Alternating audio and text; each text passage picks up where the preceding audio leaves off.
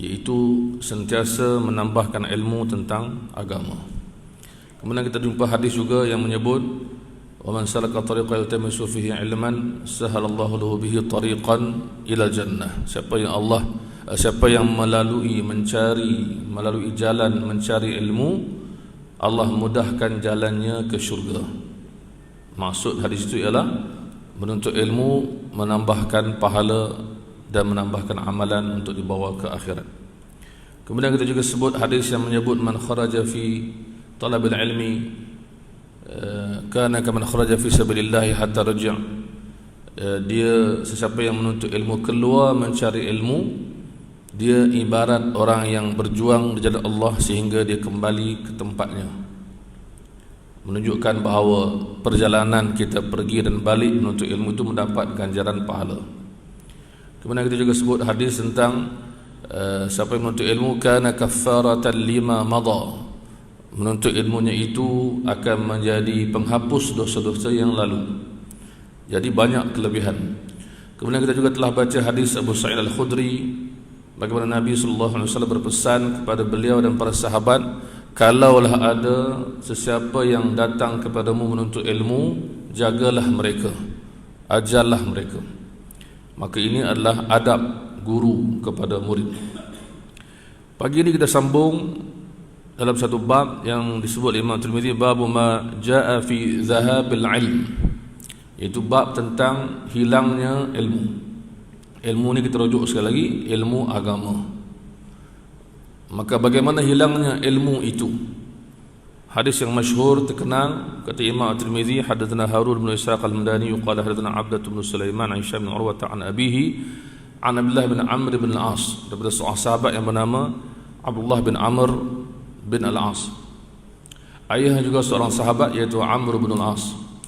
Hadis ini hadis yang masyhur yang akan menceritakan kepada kita cara bagaimana berlakunya ilmu itu hilang, ilmu agama. Katanya qala Rasulullah sallallahu alaihi wasallam, bersabda Nabi sallallahu alaihi wasallam, innallaha la yaqbidul ilma intiza'an yantazi'uhu minan nas. Sesungguhnya Allah, kata Nabi, tidak mencabut ilmu itu dengan mengambilnya daripada manusia. Maksudnya ilmu agama tidaklah akan hilang begitu sahaja. Tiba-tiba orang itu mengaji, orang itu berilmu, tiba-tiba hilang. Tidak begitu. InsyaAllah sesiapa yang menuntut ilmu agama, ilmunya akan ada. Walaupun dia lupa, tapi dia masih ingat dan dia cuba ingat.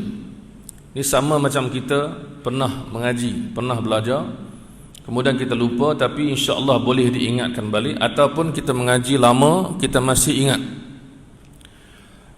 Dan para ulama zaman dahulu, termasuk zaman sekarang, termasuk juga pakar-pakar yang bercakap di barat tentang mengingat atau memorize, mereka ada buat kajian, mereka ada buat buku dan sebagainya, menunjukkan bahawa ilmu itu kalau kita pernah belajar, kita boleh recall, kita boleh ingat balik.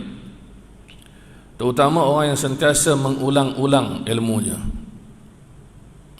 Jadi macam kita katakan tuan-tuan baca surah Yasin hari Jumaat malam atau pada hari Jumaat, insya-Allah tuan-tuan akan ingat sebab diulang-ulang.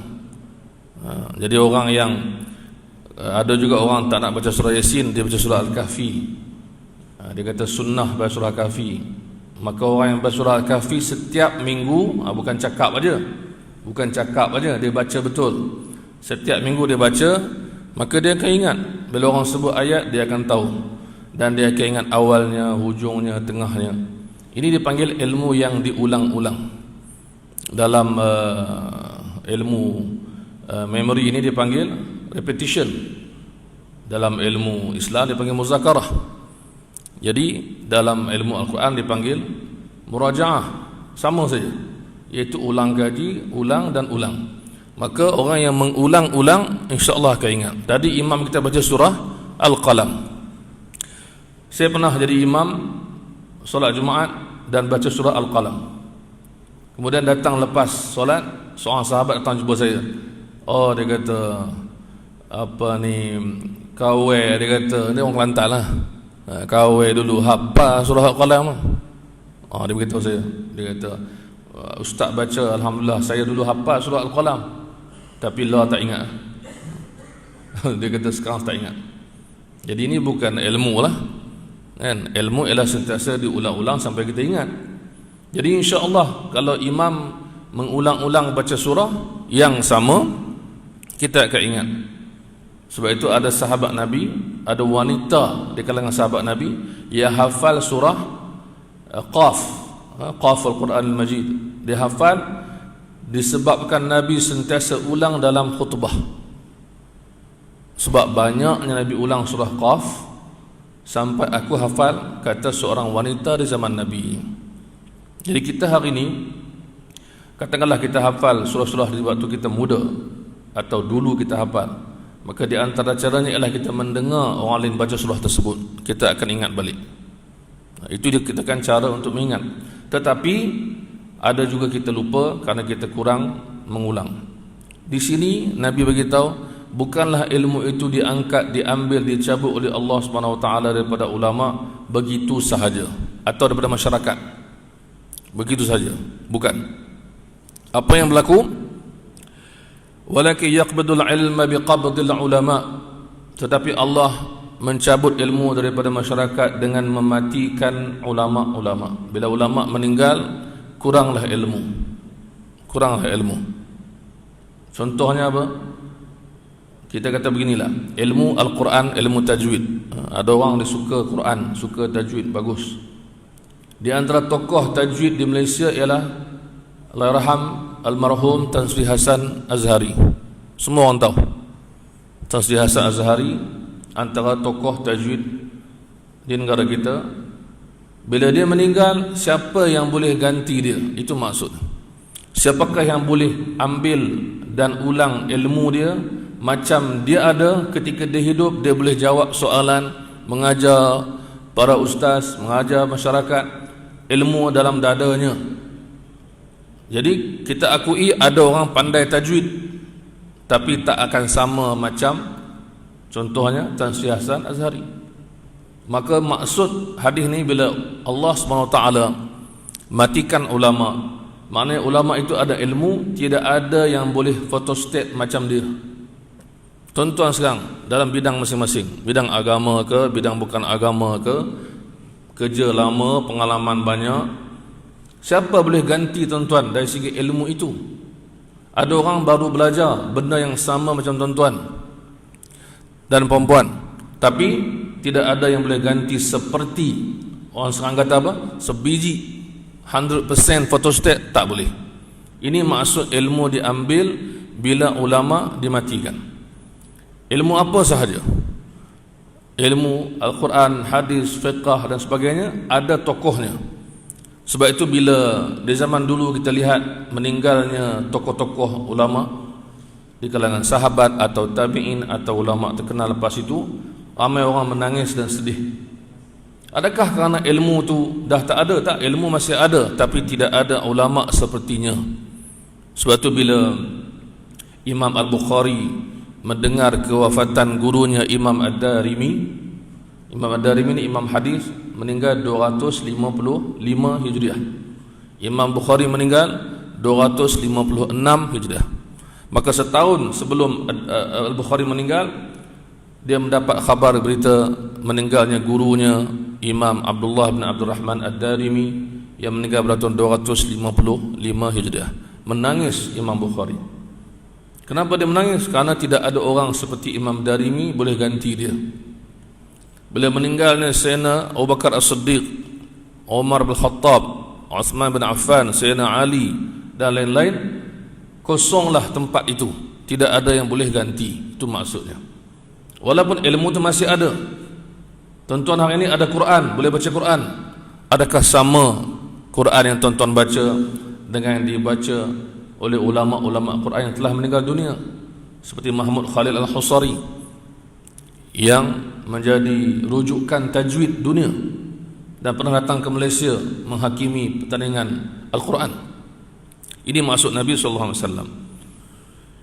hatta idza lam yatruk aliman, sehinggalah tidak ada orang alim lagi di muka bumi ini, kata Rasulullah. Maksudnya orang alim meninggal dan meninggal dan meninggal. Kemudian apa yang berlaku bila orang alim dah berkurangan? Ittakhadhan nasu, manusia masyarakat akan ambil siapa jadi berujukan? Ru'usan juhalan, orang-orang yang tidak berilmu. Jadi makna masyarakat kita alhamdulillah masih ramai orang berilmu. Satu masa nanti atau di mana-mana tempat tak ada orang alim, meninggal dan meninggal dan meninggal. Yang ada ialah orang yang kurang berilmu atau tidak berilmu.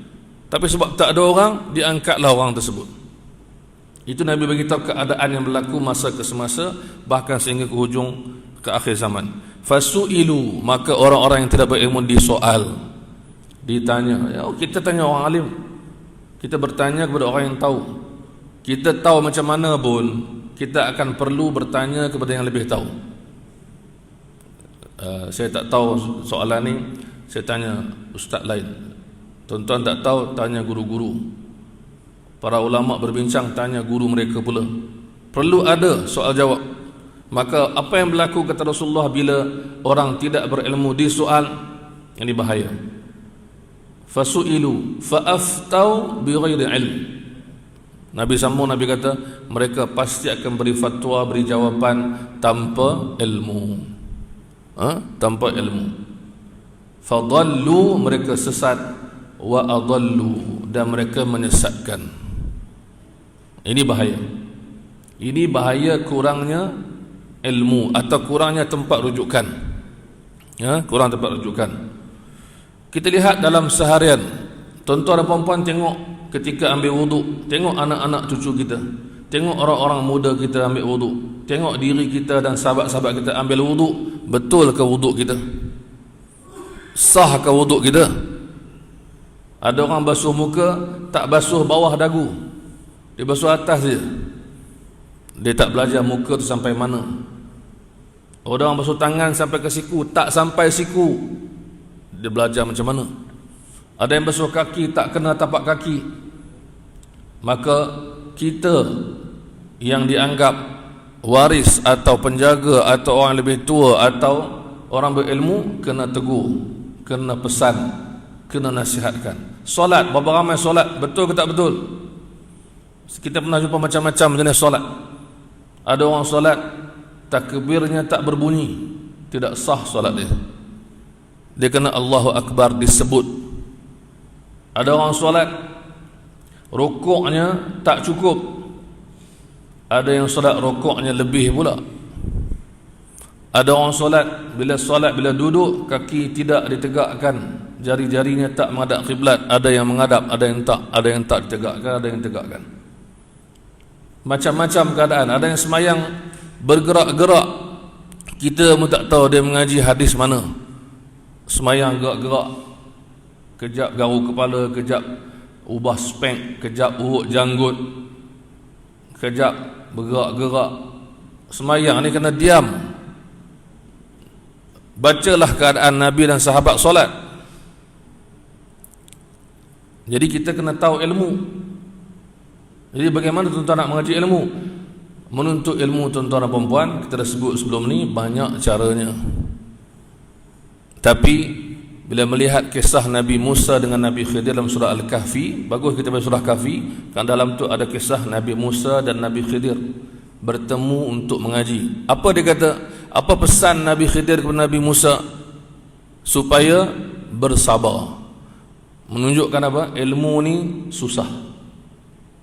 Sikit-sikit, ulang-ulang, rendahkan diri, mengaji. Dia bukan mengaji sama sekarang. Tuan-tuan yang hadir pada pagi ni dalam kuliah saya ni, bukan mengaji ni. Ini dengar ceramah, dengar talk dia panggil. Dengan ceramah. Lepas tu tengok pula atas bawah ustaz ni. Ustaz ni pandai ke tak pandai, reti ke tak reti, datang mana aku pun tak tahu. Mengajar bertahun-tahun dah kat sini, tapi tengok tu atas bawah macam orang nak cari gaduh kan. Siapa ustaz ni kan? Dia tak kenal buat macam mana kan? Tidak mengenali guru kan? Tidak mengenali siapa yang bercakap. Kemudian tuan-tuan duduk relax. Ini dipanggil relax, duduk ceramah macam dengan khutbah. dalam kita menuntut ilmu tuan-tuan, dia ada banyak jenis.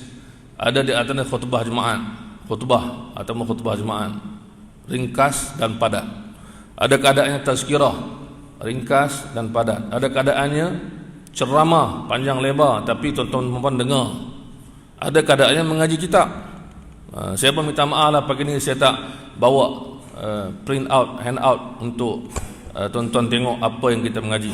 Hadis, kitab, Sunan Tirmizi semua orang tahu tapi orang tak buka. Tuan-tuan pun ingat apalah ustaz ni cakap, bila dia nak habis. Tuan-tuan tak ada kitab. Ini bukan mengaji nama dia, ini melihat orang bercakap. Dia panggil. Tuan tengok siapa lah ustaz ni, dia cakap apa entah. Baik aku tengok handphone aku kan, tengok WhatsApp, tengok mesej, tengok Facebook kan. Dia panggil apa? Ketagih handphone. Lebih daripada, macam orang putih kata, addiction ni ada banyak. Apakah benda pertama kita tengok bila kita bangun tidur? Itu addiction kan. Jadi tak payahlah kita beritahu dekat orang ketagih rokok ke, ketagih TV ke. Kita ketagih telefon kan. Duk tengok orang tengah duk bercakap depan, tengok telefon. Mungkin dia catat nota agaknya kan. Bateri pun tak habis pasal duk cas lalu. Data pun banyak pasal ambil yang paling mahal. Orang putih buat kajian dah di barat, bukan di negara Islam tuan-tuan dan puan-puan, di barat. Dia kata kalau first thing in the morning kita tengok handphone kita, itu masalah kita kan. Kalau first thing in the morning kita tengok Quran, alhamdulillah. Contohlah. Dan dalam talk, dalam conference, dalam mesyuarat, meeting, apa kaedah orang barat nasihatkan? Jangan buka handphone supaya kita boleh mesyuarat betul-betul. Tapi dalam kelas pengajian kita ni, kita buka handphone. Sebab apa? Saya pun tak tahu sebab apa kan. Mungkin sebab dia baca Quran, mungkin sebab dia buat nota. Tapi yang sebenar-benar nak mendengar, dia akan dengar. Dan yang menariknya, saya baca hadis Nabi. Hadis Nabi, apa kata Ibn Abbas bila kita baca hadis Nabi di depan dia? Dia kata bila orang baca hadis Nabi depan, ini dalam muqaddimah Sahih Muslim. Dia kata bila kami di zaman Nabi, bila orang baca hadis, atau di zaman lepas zaman Nabi dia baca hadis, kami akan dengar dengan telinga dan dengar dengan hati. Dan kita baca hadis hari ini, ada orang dengar, ada orang tak dengar. Alhamdulillah ramai orang dengar lah kan. Seorang dua ni tak apa dengar, tak tahu kenapa kan. Ada yang kita baca hadis, dia baca Quran pula, kita pun tak tahu kenapa kan. Sedangkan hadis ni sebut dalam Quran, dalam surah apa? Wa ma yantiqu 'anil hawa in huwa illa wahyun yuha. Tidaklah Muhammad itu bercakap melainkan dengan nafsunya, tapi dia bercakap dengan wahyu yang diwahyukan kepadanya. Sebab itu kita kena sedar, kalaulah yang bercakap depan ni pemimpin orang tertentu yang nak bagi sumbangan kepada masjid atau kepada tuan-tuan, insya-Allah kita dengar. Bila kita baca ustaz baca Quran, baca hadis, tak apalah, biar dia baca sampai habis kan, tak ada apa kebaikan. Itu ke kita kan? Itu yang kelakar tu, bila cakap nak semayang, nak ikut sunnah, nak ikut hadis. Ni kita baca hadis, tak boleh bagi perhatian. Jadi itu hadis dia, habis hadis tu. Kemudian hadis bab lepas tu ialah hadis Abu Darda, iaitu bab ma jaa fi dhahabil ilm, juga bab yang sama. Bab ilmu itu pergi, hilang, bagaimana ilmu itu hilang. Hadis yang disebut ni adalah Abu Darda. Dia kata kami bersama Nabi sallallahu alaihi wasallam. Tiba-tiba Nabi matanya melihat ke langit.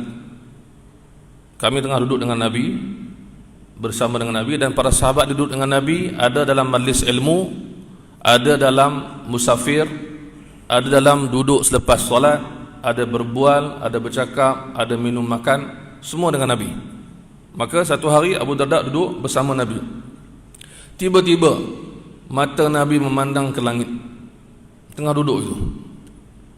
Kemudian Nabi bersabda, "Hadza awanu yukhtalasul ilmu minan nas hatta la yaqdiru minhu ala syai'." Nabi kata, aku diberi wahyu bahawa berlakunya keadaan ilmu itu akan diangkat. Akan berlaku satu ketika ilmu agama akan hilang daripada masyarakat. Untuk kena ingat, Nabi sebut benda ni ketika mana? Ketika Nabi masih hidup, sahabat masih ramai. Macam tak logik. Macam kita hari inilah, kita kata akan berlaku satu zaman Madinah dan Mekah tidak ada orang pergi lagi. Kita pun cakap tak logik ni, belum berlaku. Bagaimana kalau dia berlaku? Bagaimana Madinah dan Mekah tak ada orang pergi? Maka orang akan bertanya-tanya. Maka di sini disebut Ziyad bin Labid Al-Ansari, dia kata kaifa yukhtalasu minna. Dia dipersoalkan, bagaimanakah ilmu ni akan diangkat? Dia macam bukan tak percaya, tapi bagaimana dia akan berlaku? Sebab ramai orang sedang membaca Al-Quran dan mengaji. Macam mana boleh hilang? Contoh kalau kita tuan-tuan, Quran akan hilang, tak ada orang pandai baca Quran, tak ada orang hafal Quran, dia kata ini belum lagi berlaku. Saya nak jumpa Tuan Haji lagi, beritahu saya siapa nama. Nak tanya. Jadi di sini waqad qara'na al-Quran.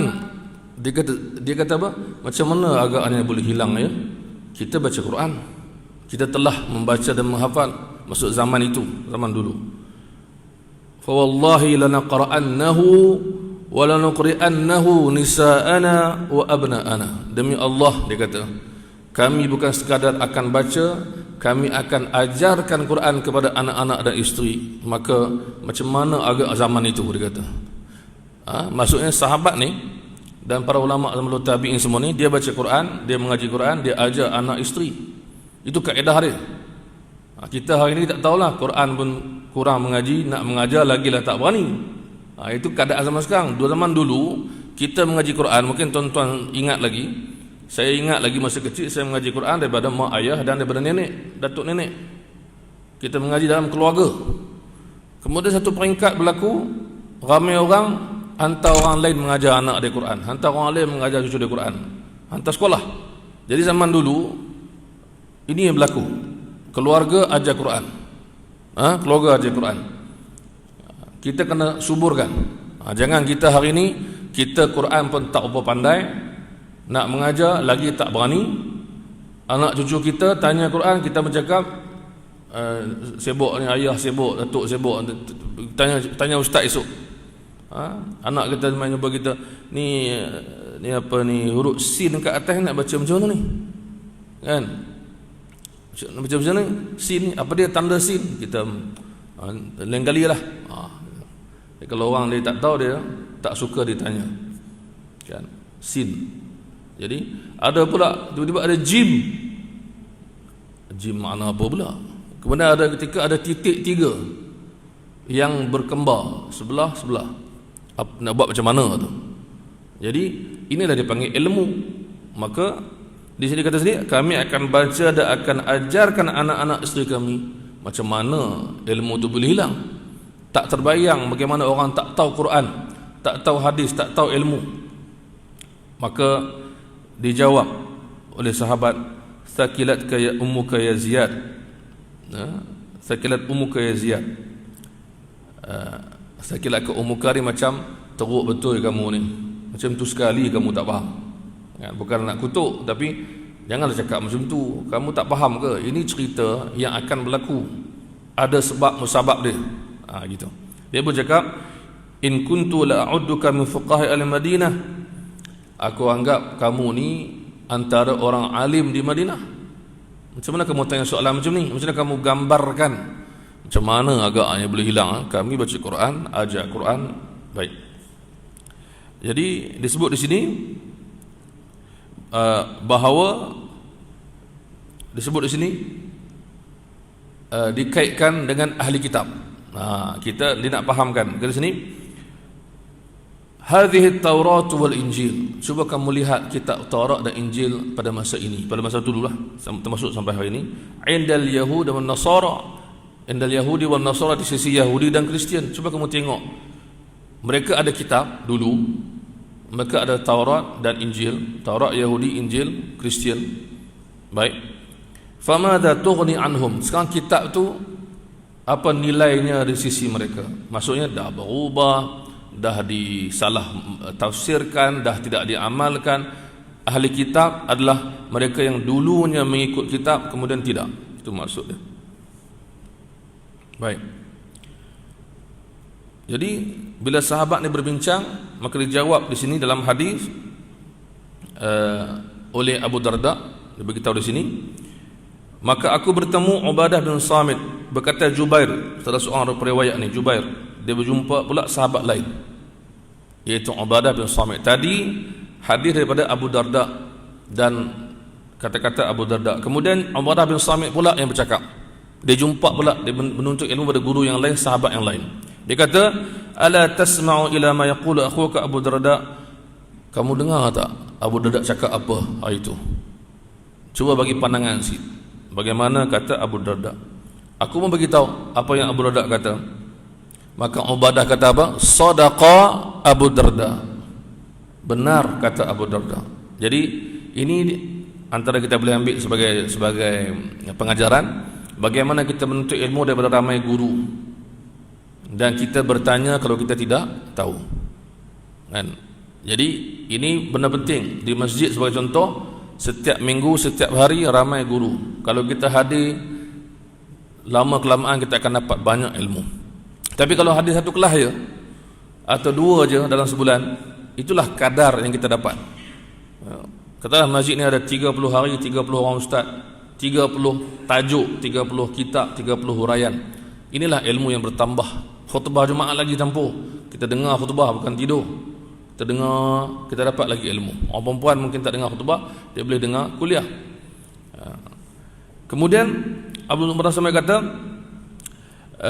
dia kata sadaqa Abu Darda, benar kata Abu Darda, in syi'ta la uhaddithannaka bi awli ilmi yurfa'u minan nas.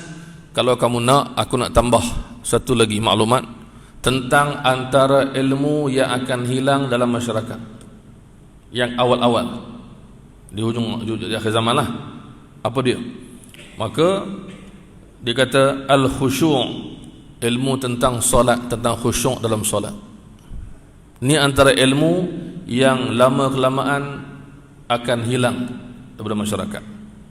Kita ingat khusyuk ni bukan ilmu, khusyuk ni ilmu. Solat itu khusyuk ni ilmu. Itu maksud kita belajar bagaimana nak khusyuk. Kita belajar sebagaimana kita belajar bagaimana nak takbir, baca Fatihah, rukuk, sujud. Kita belajar bagaimana nak khusyuk. Disebut dalam kitab-kitab.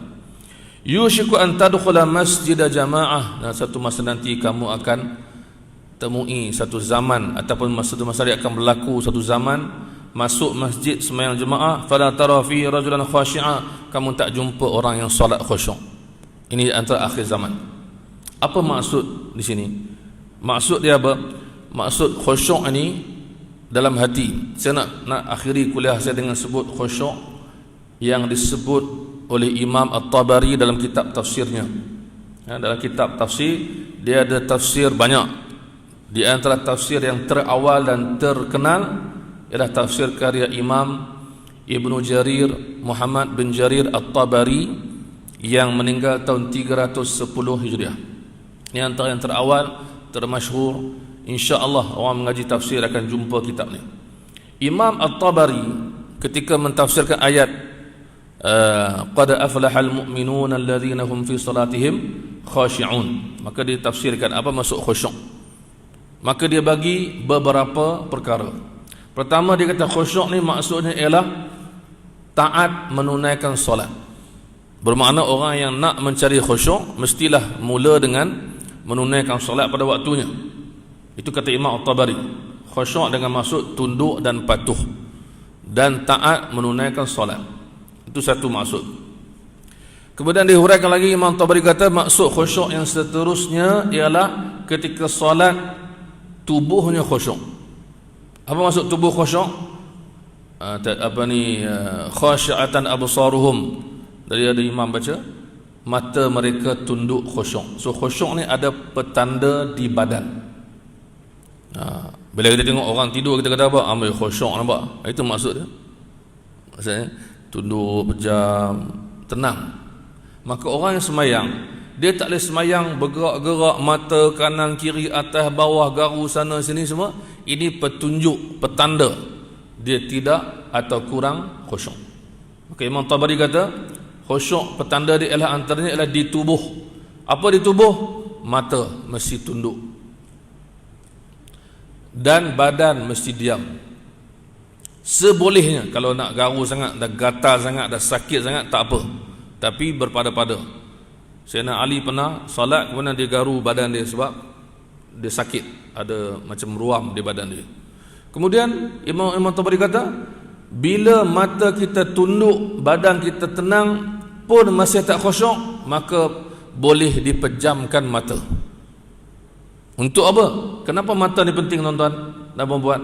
Kerana mata ni bila tengok, dia akan merayau-rayau dan masuk ke sana sini. Tuan-tuan tengok kapet, tuan-tuan tengok sejadah contohnya, tuan-tuan tengok dinding, dia akan pergi jauh. Itu maksudnya. Tuan semayang dengan sejadah yang ada gambar Kaabah. Tuan-tuan pula pernah pergi umrah dan haji, tuan-tuan akan fikir, Kaabah dulu ni tak macam ni. Lepas tu di Kaabah tu pula ada pokok kurma tepi dia.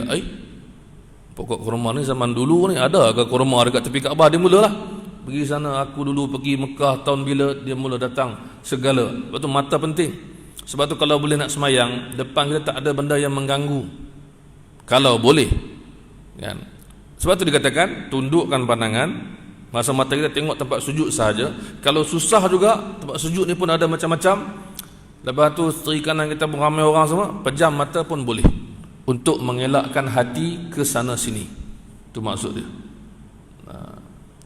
Saya pernah solat di sebuah universiti sebelum kuliah.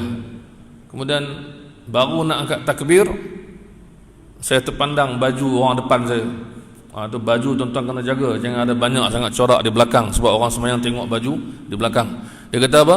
Luruskan saf anda. Kat baju tu kita baru nak angkat takbir, terbaca kat tulisan di baju, luruskan saf anda. Nasib baik luruskan saf anda, kan? Kalau tulis benda lain-lain, kita akan terfikir sampai kita habis sembahyang.